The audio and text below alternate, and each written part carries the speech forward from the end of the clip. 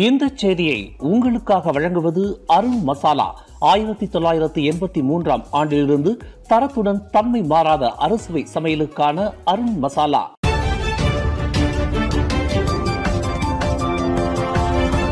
வணக்கம். திசைகளின் ஒரு மணி செய்திகள். தசை பலவீன நோயினால் போராடுகிறார் முன்னாள் பெருநடை வீரர் ஜி. சரவணன்.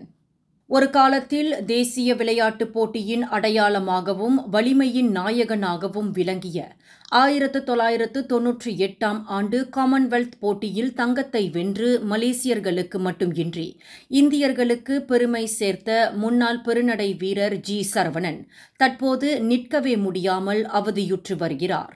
நெடுந்தூர நடைப்பயணத்தில் மின்னல் வேகத்தில் கால்களை நகர்த்தி 50 கிலோமீட்டர் தூரம் வரையில் பாய்ந்த சரவணனின் கால்நடைகளில் பழுது ஏற்பட்டு இருப்பது மிகுந்த சோகமாகும்.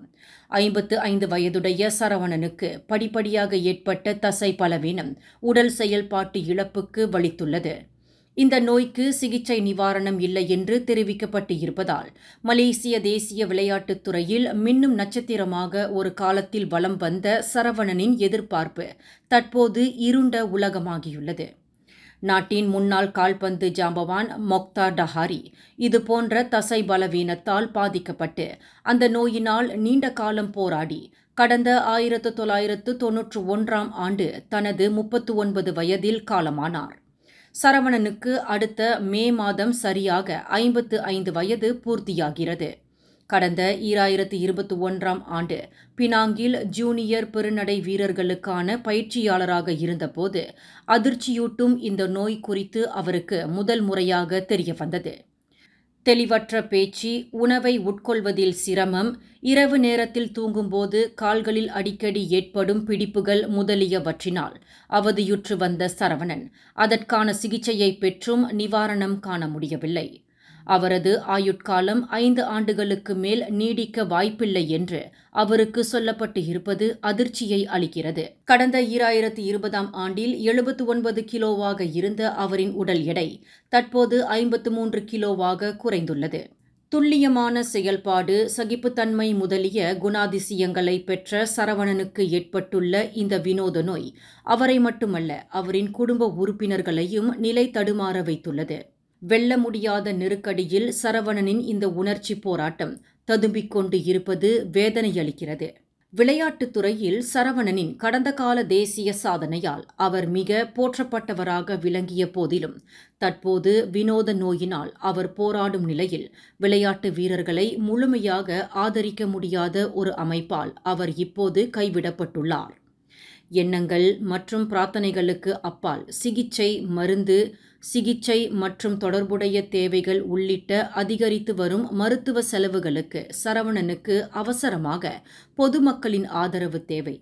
சரவணனின் மனநிலை நன்றாக உள்ளது, ஆனால் சரளமாக பேச முடியாத நிலையில் உள்ளார். சரவணனின் மனைவி எம். சசிகலாதான் தற்போது அவருக்கு உறுதுணையாக இருந்து ஓர் ஊன்றுகோலைப் போல் அவரை இமை காத்து வருவதைப் போல அருகில் இருந்தவாறு கவனித்து வருகிறார். 1998 ஆண்டு கோலாலம்பூரில் நடைபெற்ற காமன்வெல்த் போட்டியில் தங்கத்தை வென்று சரவணன் சாதனை படைத்தார். சரவணனுக்கு வாக்குறுதி அளித்ததைப் போல புரோத்தோன் புரடானா கார் பரிசாக வழங்குவதற்கு மறுப்பு தெரிவிக்கப்பட்டதால் மறைந்த தமிழ் பத்திரிகை ஆசிரியர் ஆதி குமணன் பொதுமக்கள் மூலம் நிதி திரட்டி சரவணனுக்கு காரை பரிசாக தந்தார் என்பது வரலாறாகும். மலேசியாவிற்கு 3 நாள் அதிகாரத்துவ வருகை மேற்கொண்டுள்ள சீன அதிபர் ஜி ஜின்பிங்கிற்கு இன்று இஸ்தானா நெகாராவில் மகத்தான வரவேற்பு நல்கப்பட்டது.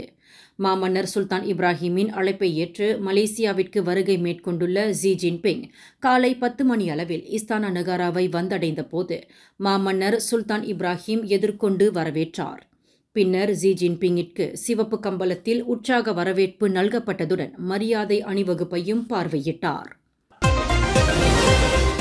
7 மாநிலங்களில் நடைபெற்று முடிந்துள்ள PKR கட்சியின் தொகுதிகளுக்கான தேர்தலில் முக்கிய தலைவர்கள் சிலர் தோல்வி கண்டு இருப்பது அதிர்ச்சி அலையை ஏற்படுத்தியுள்ளது.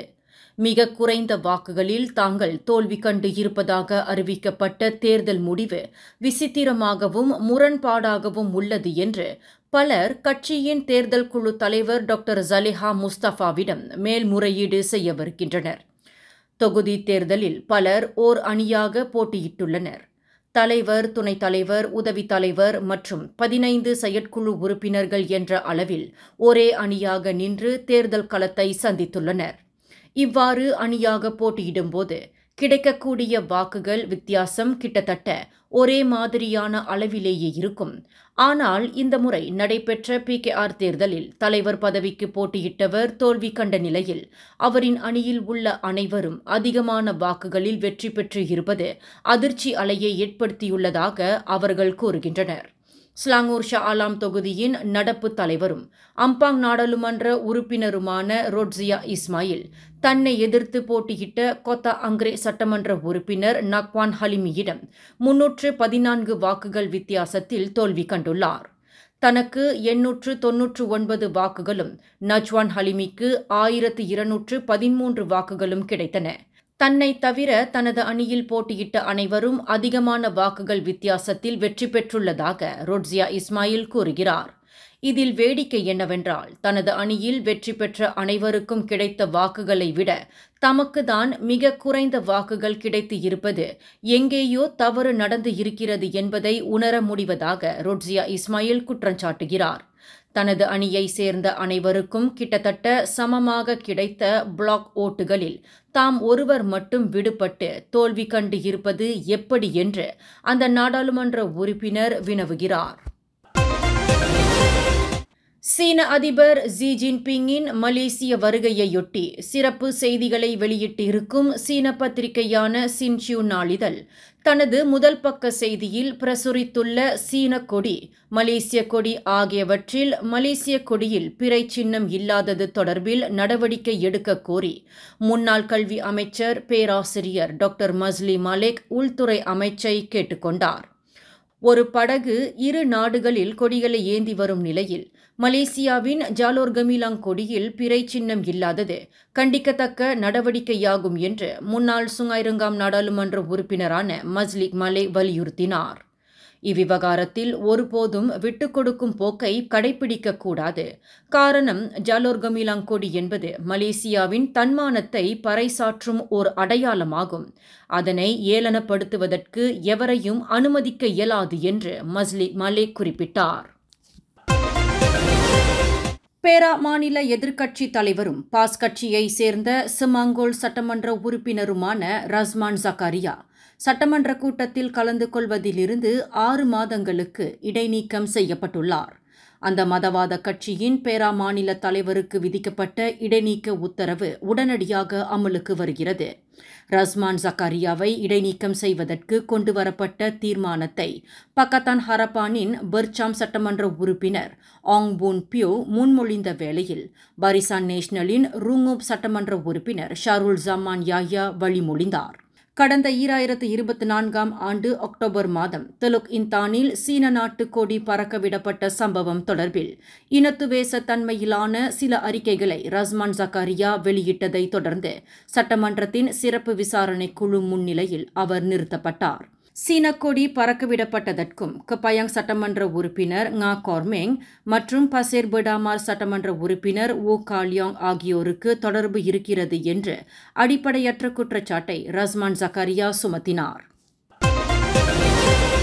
நேற்று நள்ளிரவு முதல் கொட்டி தீர்த்த அடைமழையில் பினாங்கு மாநிலத்தில் திமுர் லாவோட் மற்றும் சபராங் பிராய்த்தங்கா ஆகிய மாவட்டங்களில் 3 இடங்களில் திடீர் வெள்ளம் ஏற்பட்டு மக்கள் பெரும் அவதிக்குள்ளாகினர்.